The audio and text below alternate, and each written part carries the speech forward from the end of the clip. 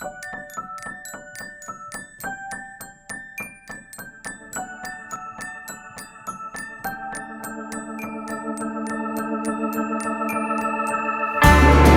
está empezando?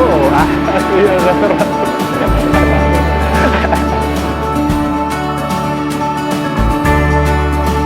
En la preparatoria estaba yo en un colegio, nos proporcionaban lecturas más enfocadas a la teología. Sí leímos la Odisea, pero como preámbulo, ¿no?, del cristianismo, pues dejaban lecturas, por ejemplo, de C.S. Lewis, se llama Cartas del Diablo a su sobrino, o también la de El corazón diario de un niño, pues, que abonan a la concepción católica de diversas formas. Entonces, eran más ese tipo de lecturas. Ahí con nosotros, pues, era más ver los valores cristianos, pues, y católicos, que realmente una ética, que una historia de la ética. Por ejemplo, en la Odisea y en la Ilíada se presentan dos tipos diferentes de ética. Odiseo es más ingenioso, pues, y busca proteger lo que supuestamente es suyo de todos aquellos predadores, ¿no? Él usa mucho del ingenio y pues vemos cómo va derrotando mediante el ingenio mismo, pues todas estas vicisitudes o cosas que se le presentan. Pues ya en la Ilíada es distinto, más un heroísmo trágico. Aquiles pues sabe que va a morir si mata a Héctor, ¿no? Entonces aún así decide hacerlo, ¿no? Y ahí radica y todo el camino, aquella extraña canción. Más que los libros, creo que nos hace falta no leerlos como para abonar solamente experiencia, pues sí hace falta un poco reflexionar sobre lo que leemos, no solo verlo como entretenimiento, pues. Nos fuimos mar adentro. Creo que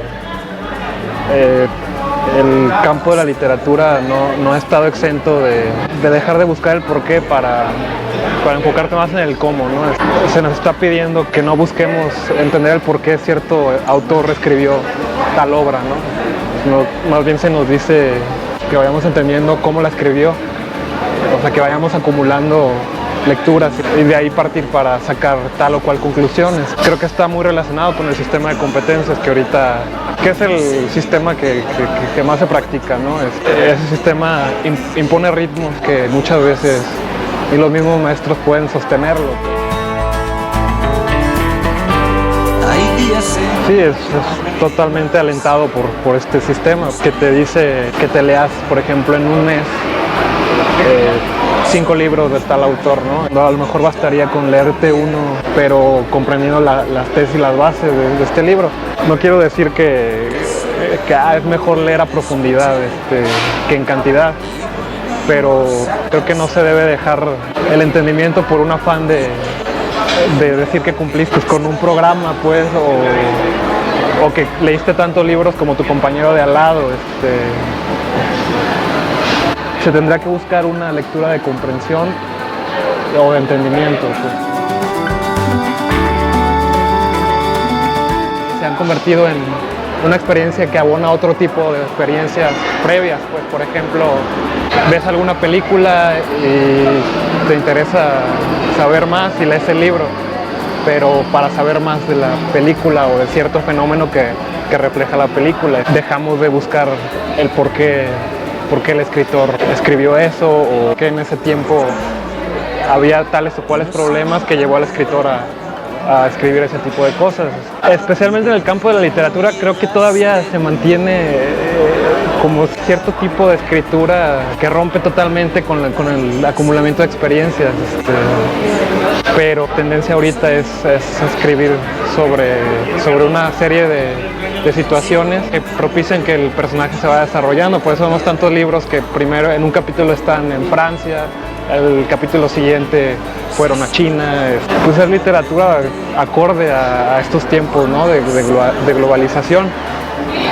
Aún así se sigue produciendo literatura de la cual rompe esa cadena de experiencias y te mete al aspecto más psicológico, más profundo de la vida. No simplemente te lleva a querer evadir de alguna forma, ¿no?, todas las cosas que suceden en la vida, sino que te llevan al centro mismo de lo que sucede, pues, y te llevan por ende a reflexionar.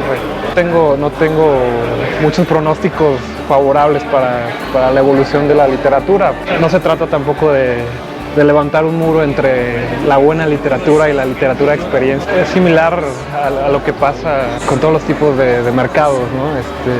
La literatura no se salva, no está exenta. Se va a buscar fragmentar la acción o alguna experiencia o el quehacer del individuo para poder concentrar los recursos o los medios o el capital, ¿no? Entonces esto pasa también con la literatura. Se fragmentan las experiencias en afán de poder vender más con esa fragmentación de experiencias. Llega el punto en el que se pretende que más allá de vivir a través de los libros, vivamos gracias a lo que los libros generan económicamente, pues, y eso cambia mucho la perspectiva. Los bestsellers en su mayoría son escritos por encargo, por necesidad de mercado. Si alguien quiere sostenerse de estar escribiendo, a veces es inevitable que no pase por este tipo de cosas. Ya no se necesitan novelas, se necesitan tipos que escriban cierto tipo de novelas, pues entonces eso cambia mucho, pues, la situación. Sí, ese es un fenómeno muy curioso. Generalmente se tenía la concepción de que el cine no había alcanzado la literatura, pues nacía de la literatura. Ahorita está pasando de que surge una película y de la película nace el libro. Un fenómeno que no había sucedido. Y ha cambiado mucho la perspectiva. El guión sea la base de una película. Se llega al caso de que es mejor hacer la película espectacular, no importando tanto el guión, sino hay que hacerla espectacularmente visual y lo del script ya nos lo arreglaremos luego. Ya que la película vende tal o cual cantidad, ya salen historias publicadas en libros o que complementan la película o que explican mejor la película. Entonces, pues sí, yo creo que el adjetivo que más definiría eso es la espectacularidad. Pues. Lo espectacular vende indudablemente. Nunca hemos oído que un libro, por ejemplo, La náusea de Sartre, sea espectacular, o que alguien lee en la contraportada de algún libro que ha surgido a raíz de otras experiencias como el cine. Vemos espectacular, divertido,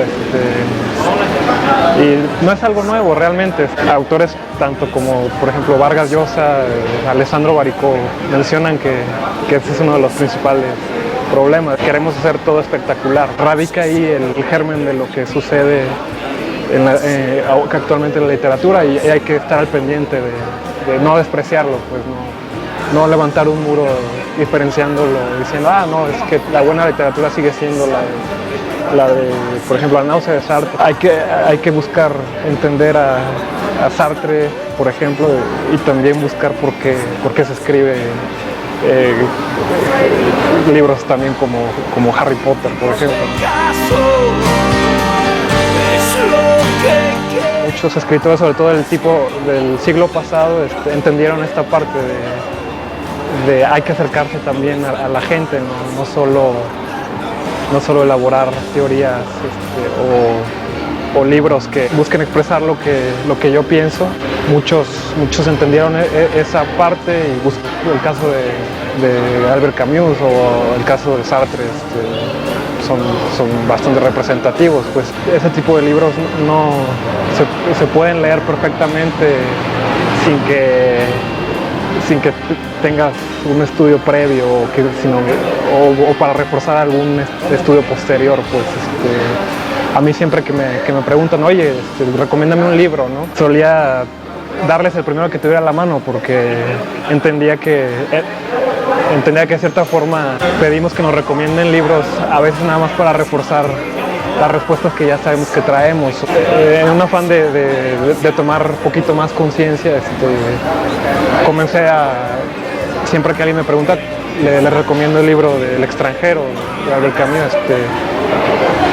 Ese libro, para los que buscan otro tipo de literatura que no sea la de experiencia, la que se vende cotidianamente, permite comprobar si de verdad le gusta la literatura o nada más les gusta lo que se refleja de la sociedad en la literatura. Pues El extranjero es un libro corto realmente, salta este pretexto que muchos mencionan, ¿no? Es que son libros muy pesados y son muy largos. Es un puente muy efectivo en estos tiempos, particularmente para no dividir la literatura. Creo que buscando el porqué se brinca el muro entre los libros, por ejemplo, de Paulo Coelho y los libros de Faulkner.